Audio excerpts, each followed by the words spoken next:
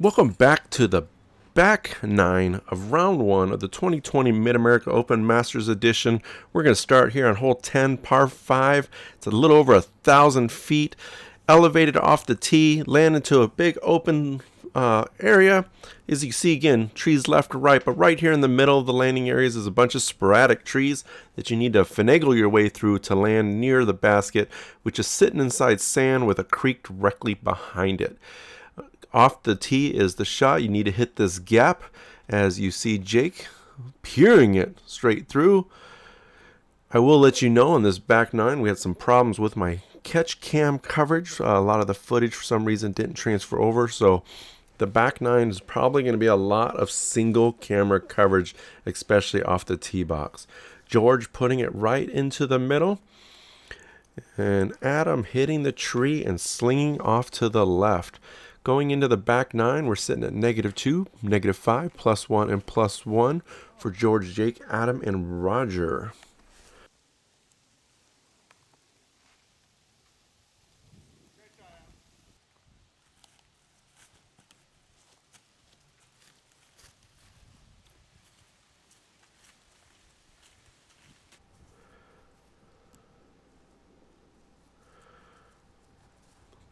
Adam Olsen peering his second shot. Beautiful shot.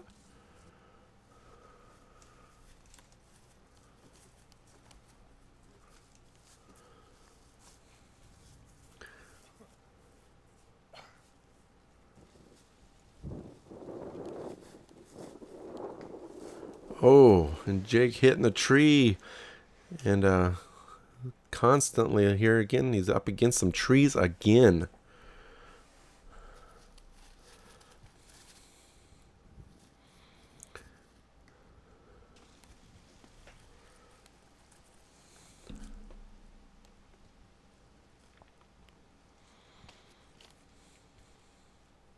You gotta love it when you're on a long 1,000-foot hole and every shot is pressed up against something. It makes it a little more frustrating and difficult when you can't just swing your arm out and throw it the way it's intended to be thrown. But sometimes that's the way the holes are. You could throw the same hole multiple times and really never be anywhere near the trees. Maybe not for me, but I'm sure there's some people out there that would work for. This green is a nice sand base. It's coming up from the water, makes it nice and soft, so when the discs hit the ground, they don't tend to skip too much, even though it looks like hard-packed dirt. They actually rest pretty nicely.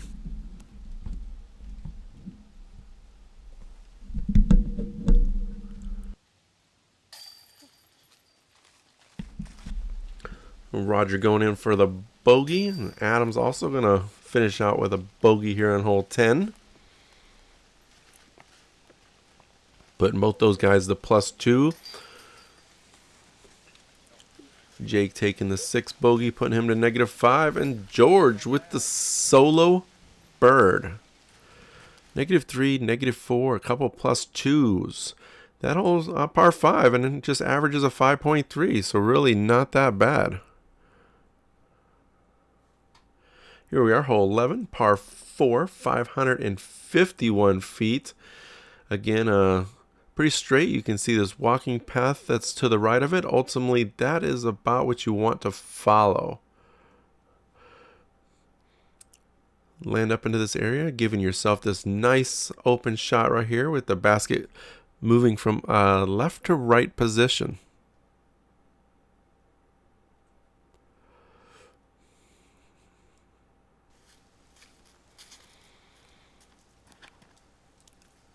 And George with the smash. I really wish you could see the catch cam footage of that to really get an idea of how far that went, but that was a smash by Mr. George.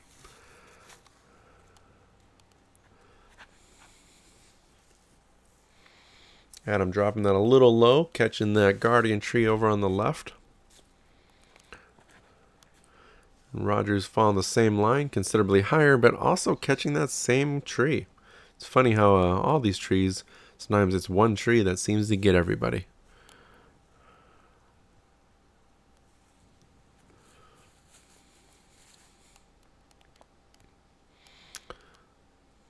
Such a beautiful course, though. Just this time of year, you can see all the leaves that are falling, but when you look up, you can see all the reds and the yellows. Watch some of this coverage, and especially when you get heavily into the woods, it's almost like it's snowing leaves. Of course, with the amount of leaves that are on the ground, it also increases the chances of your disc getting lost. So having spotters at these kind of rounds definitely was beneficial. Well, we didn't have spotters, but the players at the end of the box would potentially go spot. Roger gripping that one a little bit to the right, airballing, definitely not going to be happy with that. And George just leaving that a hair short, just catching the top of that face mask. But Roger's saving his par. Same with George. Both of them wanted the birdie. They're going to have to settle for a par.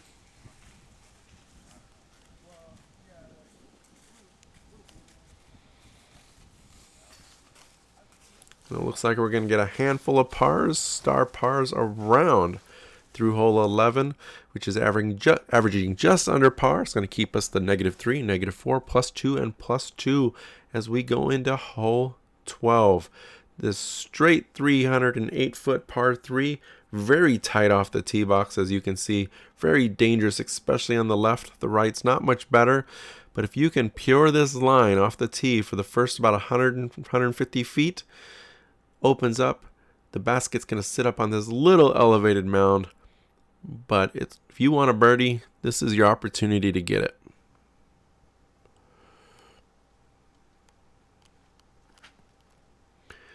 George sawing that one off early. He is going to kick left and be in some danger. Mr. Jake is going to churn it over. He's going to land inside the woods along the right. And Adam, who's been struggling to find a line, also hits those trees. But Roger gets it figured out, pures it, a little bit of fade to the left, but he is going to have a putt. And if Adam could just figure out how to throw that shot off the tee box, George having to just toss out, toss up again, but he's nice floater to give it a kind of a run up there.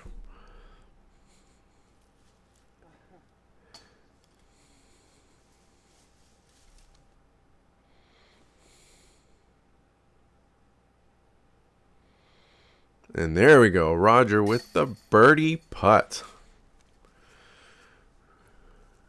Should get a couple pars here. So from Adam and Jake. Yep, Jake's getting his par. And George is going to have to settle for the bogey.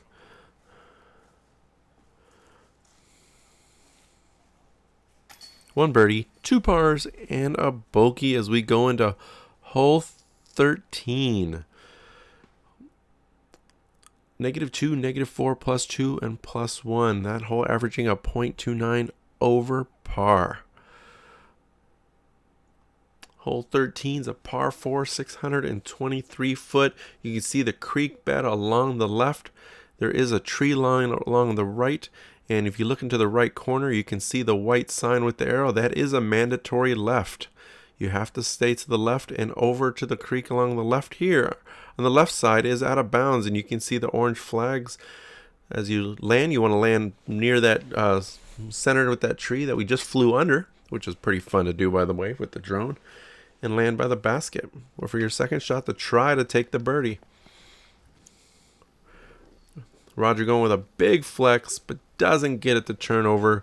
He's going to be safe, but he is going to be on the edge of the top of that creek bed. And Jake with the actual, I don't know what word I'm trying to say, but he smashed that. Sometimes you're trying to commentate and you speak off the top of your head. Things just don't always come out of your mouth the way you want them to.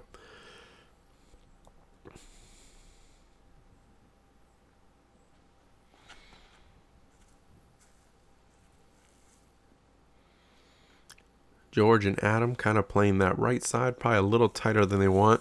The more right you are, because you do have that Mando, and then you have such a tough left or right shot, it doesn't give you a lot of opportunities. A lot of times you got to try to be creative, such as Adam there with the roller, but he's going to get knocked down by the tree. George, however, for where he's at, it was a beautiful second shot. Jake saws that one off a little bit early, and he is going to find himself out of bounds.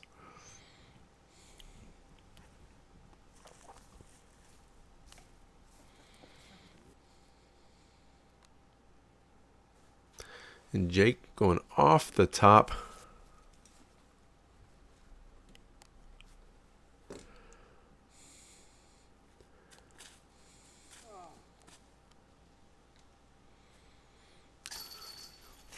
George going in with the routine par. It's a good par considering from his drive. Not that it was a bad drive, just a tougher upshot.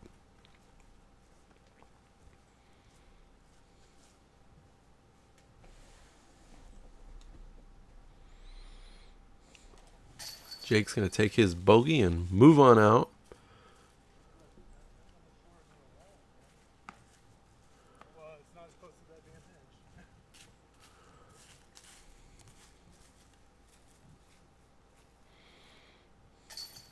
Roger with the par, and Adam, who moved on out without me seeing. Actually, Adam's couple shots I did not see. Interesting fact about hole 13 is there was not a single birdie. It averaged a .48 over par, so 4.48, but there was not a single birdie. Hole 14 is a par 3, 318-foot shot. No real trouble. Off the tee, there is a little bit of a gap you have to hit, but once you clear that gap, you shouldn't find too much unless you get into that wood line along the left, but the basket sits right to the right, so a nice straight left to right shot.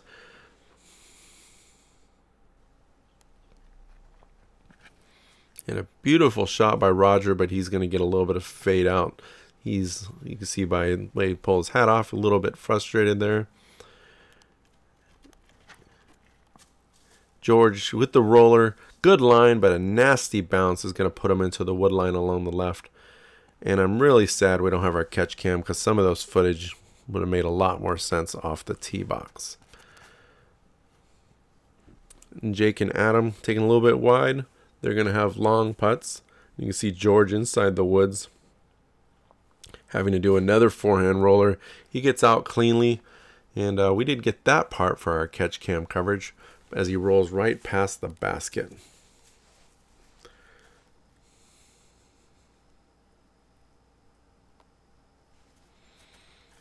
Roger jumping, but a little bit low, so I'm just going to put underneath the basket, give him the routine 3. And Jake Bowen with the downtown birdie. Adam trying to get it as well and catches the belt on the top. Rejected.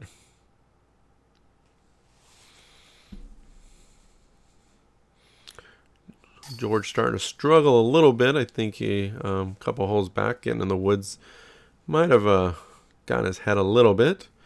But he's been playing a long time. He can shake it off.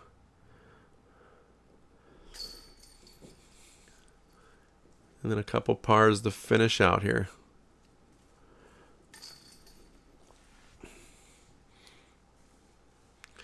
All right. -1, -4, +3, +1. That hole averaging almost a perfect par, just a hair underneath. So we go into hole 15. A par 4, 518 foot. Kind of like a hole 12 a few holes back. You need to hit the first about 150 feet to peer the gap. You want to land right here somewhere in the opening. If you can get up farther, great. But your second shot is up this steep incline. If you hit that hill wrong, you will be rolling back. If you go too deep, you will have that incline coming back at you as you face death on that putt. Either way, this hole can get you, but if you play it smart, you can also reap the benefits. And beautiful drive by Jake. And we got our catch cam back here, so you can see the results of that drive. Beautiful right at the base of that hill.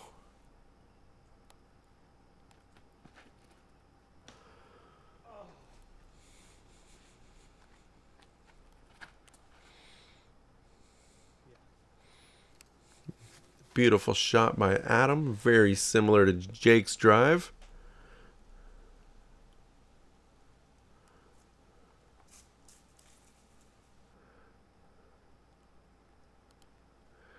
And George saw that a little bit early, catching that first tree on the left side.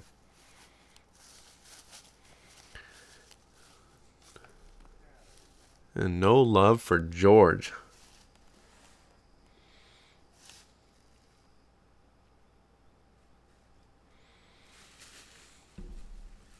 Great out from George there, though. From underneath the tree, having to kind of sidearm through a little bit of gap. If you saw, he fell down trying to follow through just to make sure they had enough power to get through. And there's that routine just up and down, but you can see the angles there. He lands safely, but it wouldn't take much to roll or, just get a little bit of a skip.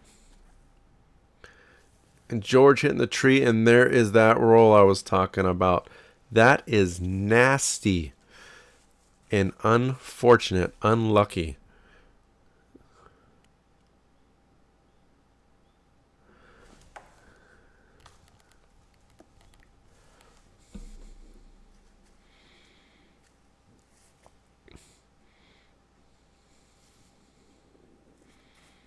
You can see those guys now just kind of spiking it on the top, trying to get that little bit of depth, but really just trying to make sure you don't get what had just happened to George with the roll down. Beautiful upshot from Roger. And George with the unfortunate triple bogey. It's going to put him to +2. Roger's going to take a bogey, go and move him to +2. Jake's going to take the birdie, and Adam's also going to take the birdie. There were 4 birdies on that hole in total on round 1, and 2 of them came from this card alone. That hole is averaging of 4.43, so slightly over par. Has +2, -5, +2, and +2 as we go into hole 16. 3 holes to go. Par 3, 203 feet. Slight uphill. Basket sitting right at the top. There is a left route, a right route, a little bit of a flex route. Either way, you just have to miss the trees off of the tee box, which Jake does not.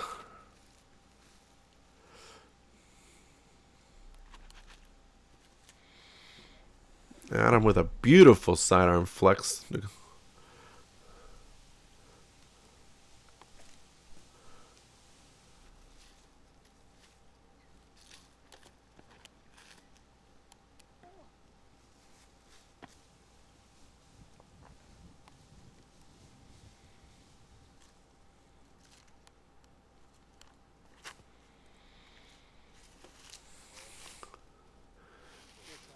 And a beautiful shot by George. Put it right up underneath the basket. Nice soft landing. Oh, Jake giving it a run. So close.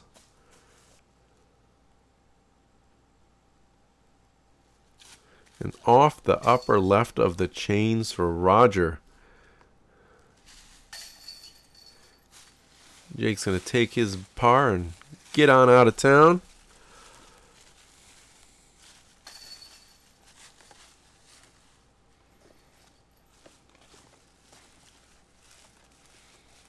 There we go, George. George getting the birdie, getting back on the train.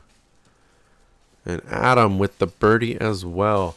This hole averaged up 2.62, so nearly a third under par. +1, -5, +1, and +2. So we go into hole 17. 17's a beast. Par 4, 482 foot. It's straight up over the hill as before you start going back down. As always, it's tight left and right woods if you don't stay on the fairway. But once you get to about this gap, you need the disc to flex to the right a little bit to leave yourself a shot for it to come back to the left. If you go too much to the left off the tee box, you have a lot more trees to contend with. Either way, if you don't hit that line perfectly, you are playing poke and hope. Just trying to find a line and test that scramble skill. However, Adam Olsen is going to thread the line perfectly and show everybody exactly how it was intended to be thrown. And George catching that early guardian tree on the right. As you see, even some of the best players here can easily catch these early trees. Roger, who misses the early ones, gets the second level of trees. It's really, this course is so much about scramble.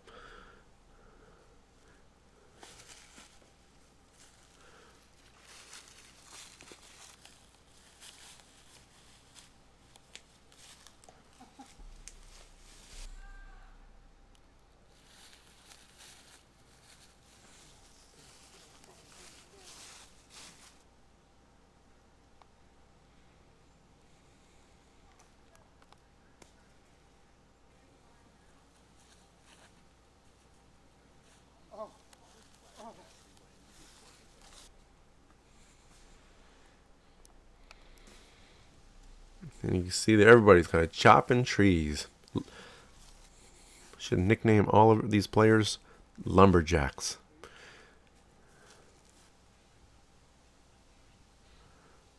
Over the top of the basket for Jake.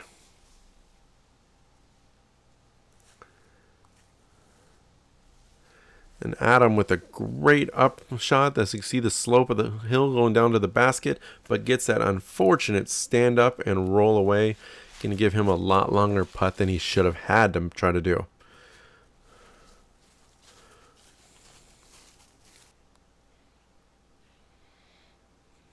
And Roger with the tink right off the pole. Beautiful bogey or double bogey putt for Jake from downtown.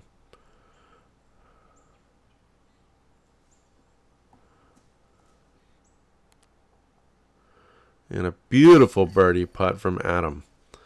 There were 3 total birdies on this hole throughout the entire first round in the MP40 division, and Adam was one of those 3.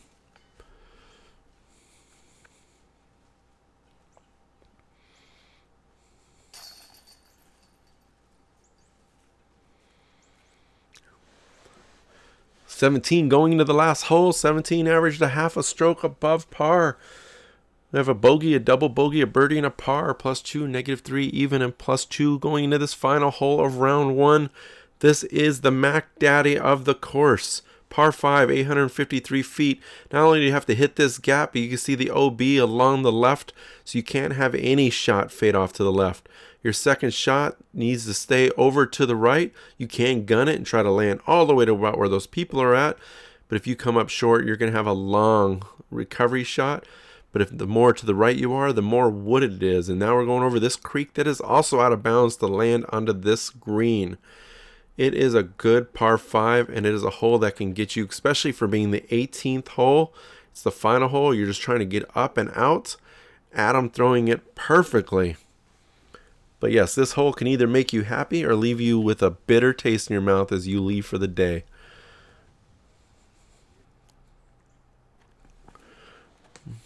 Roger hitting the tree, but he's going to be fortunate enough. He's going to still stay in the fairway, and that is very fortunate.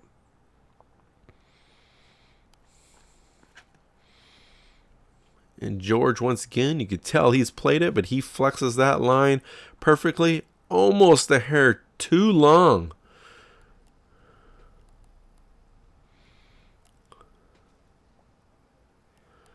And put the brakes on and stop perfect within feet. Gorgeous.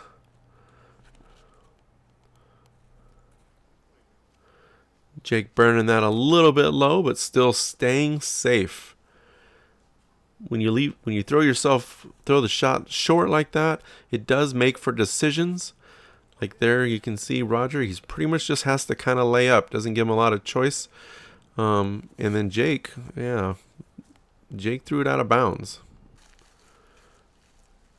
Adam was talking about what should he do from where he's at, and he's like, I'm gonna just play the safe route and go up to the right. Even though he catches that tree, he's still sitting good. And Roger playing the aggressive line and getting the tree and kicking him out of bounds. That was unfortunate.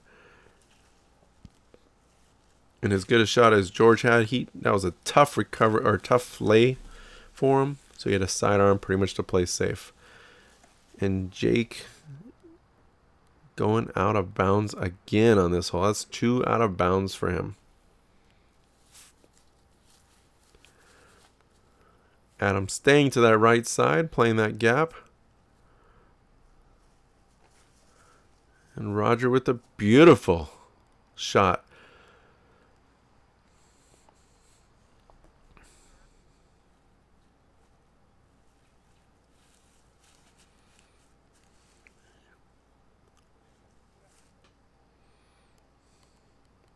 Gorgeous.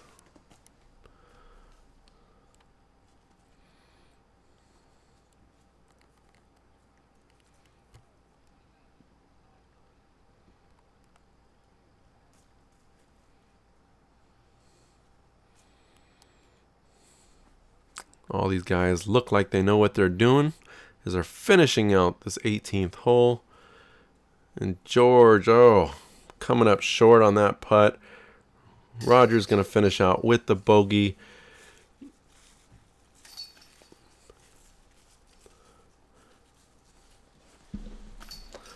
Par for George.